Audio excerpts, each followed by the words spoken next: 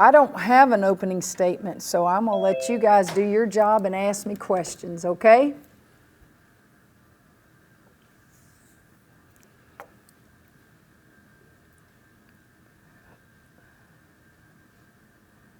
Did they hear me? Yes. Yeah, Kim, I have a question. Jim Klein, Peter with The Advocate. You've done this before at Baylor.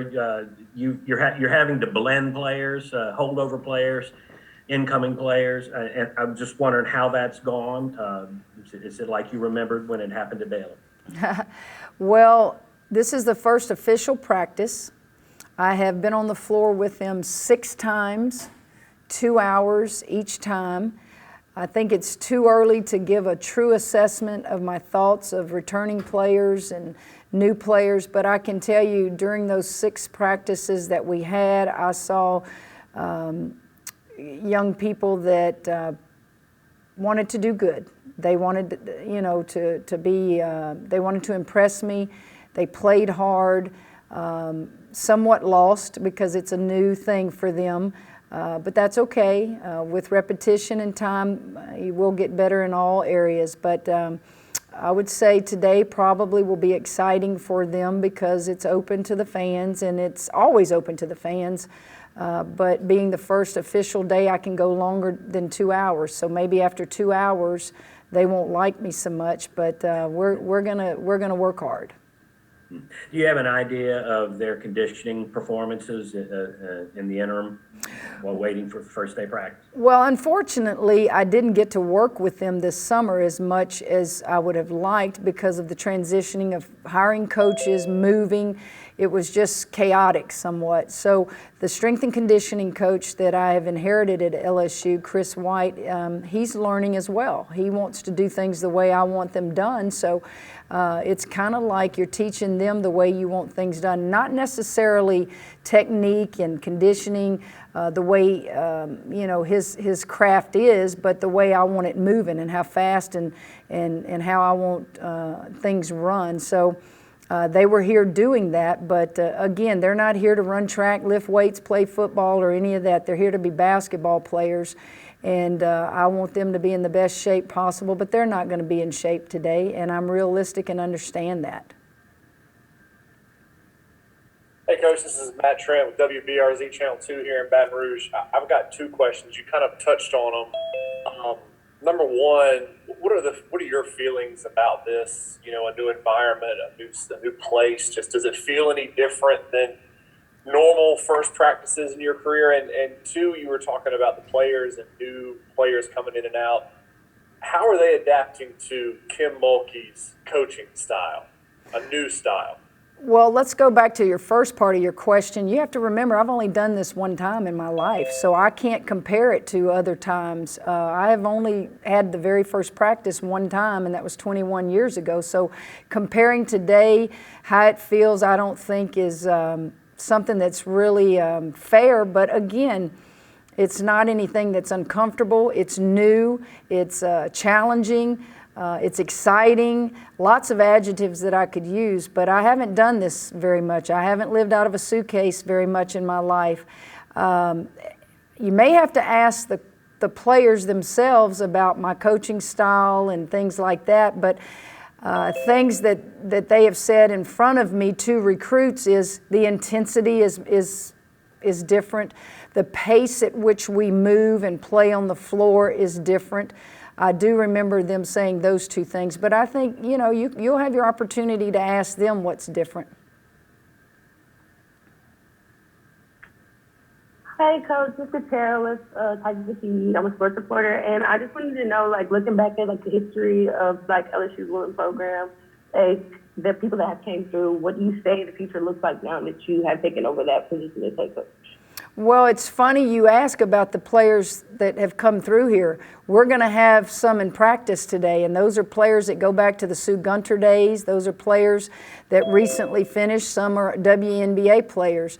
And to have them, come to practice speaks volumes. I think that the history at LSU and women's basketball speaks for itself. Those 5 Final Fours, were phenomenal. It was exciting during that era. We were, from a distance, a part of understanding and appreciating what they were doing here because, we played them in 2005 in the semifinals of the Final Four. So being from Louisiana, I'm always keeping up with the state, so I know the history here. I know the history of good women's basketball at LSU. I know the history of good players in the state of Louisiana.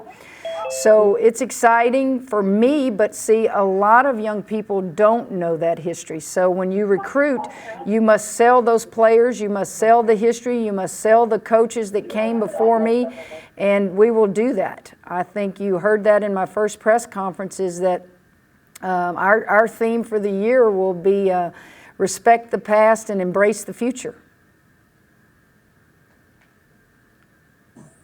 Hey, Coach, Jacques from Channel 9. How you doing? I'm good, Jacques. How are you? I'm good.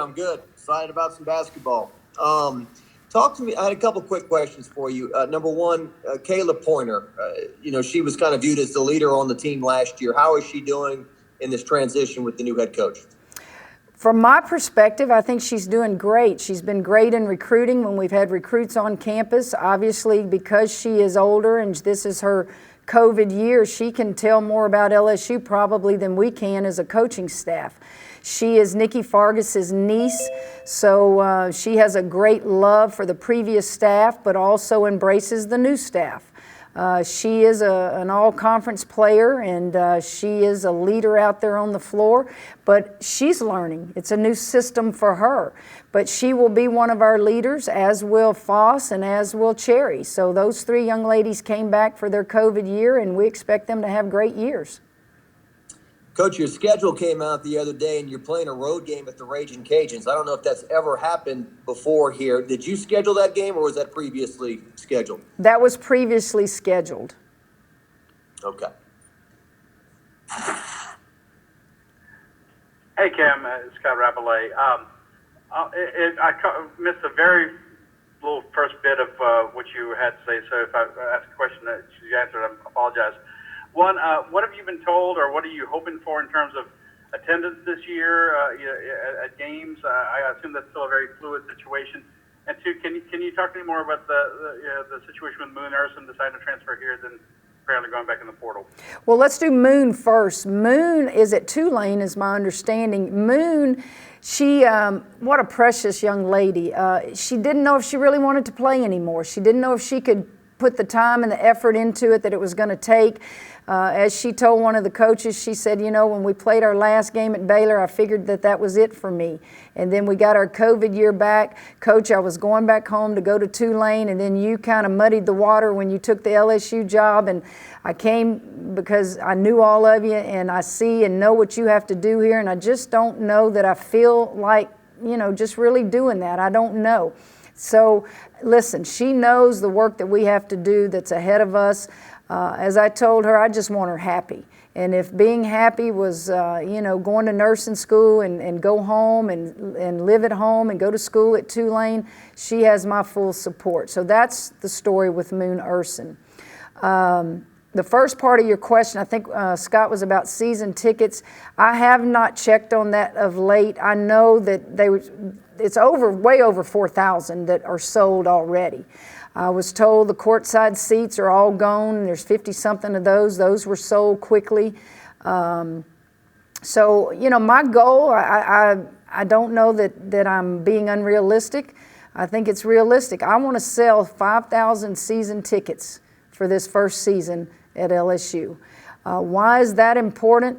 It's important because it shows to recruits and it shows to people that we're hungry for our women's basketball program to do what it used to do. And we're going to sell season tickets even before we start winning. As I said, you got to be patient. Nine wins last year. You think I'm just going to wave a magic wand and double that number, you're unrealistic. We're going to play hard. We're going to be in games. Hopefully some of those close games they lost, we can win. But if we can sell season tickets today before we ever start winning, I think it sends a message to recruits and it sends a message to people that love LSU that this is going to be good times ahead of us. Yes, TJ Polk here with Tiger TV as well. My question is, what's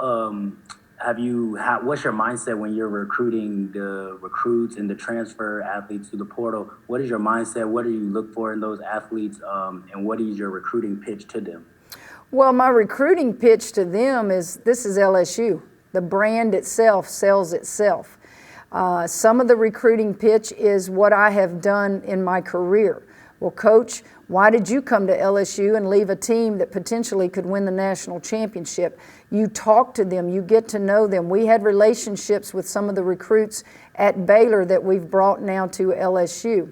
So as far as going into homes, you have to evaluate your talent. What are your needs? Do you need a post player? Do you need a three-point shooter? Do you need a point guard? Well, which class of kids comes out? We need the great player always. Then you recruit the state of Louisiana. Then you recruit regionally. So I'm giving you in a short period of time the summation of everything that goes through our minds in recruiting. And we will work hard to recruit. We will obviously not get all recruits. We were at Baylor and didn't get all the recruits, but it won't be from lack of work.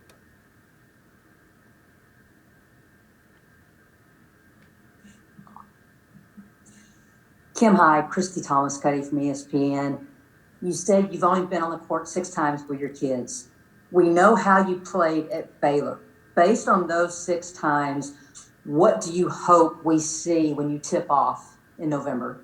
Well, first of all, I'm not going to compare the team that I left at Baylor or even the teams the latter part of my career at Baylor. That's not fair. I can compare how it might have been when I first got to Baylor and how it is now at LSU. When I first got to Baylor, the previous team had won 7 games. This time, the team had won 9. When I got to Baylor, they had really no Final Four history.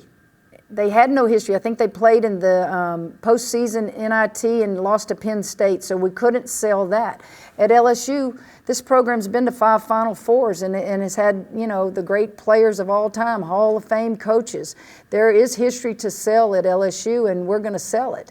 And how do you compare? You just go to work. You roll your sleeves up and you change a lot of things. And it's not just on the court. You got to get new offices. You got to get a new training room. You got to get a weight room in the PMAC. Eventually, we got to get our office. You're changing an entire, I don't like to use the word culture. I think that word's overused too much. What does it mean? What you got to do is you got to change the way the perception may be out there about your program, and you got to embrace the strengths, and then you got to kind of hide your weaknesses and then just build, get better players, get better facilities, get better managers, make sure your coaches are good. I mean, there's just everything that goes into turning a program back into a winning product. Thank you. You're welcome. Coach Mulkey, Mike Scarborough with TigerBait.com. When the SEC media makes their predictions of where you're to finish in the SEC next season, where would you like to be picked? Is there an advantage, or is there some spot where you would prefer to be? Well, yeah, someday we all prefer to be at the top of it. But listen, the league is so good.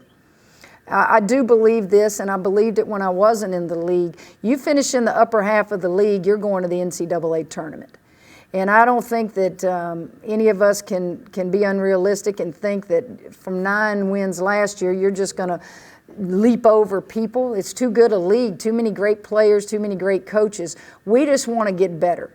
And if every night people watch us play and they think we're giving the effort and we're getting better, we may upset somebody one day. We may be in a ball game we have no business competing in.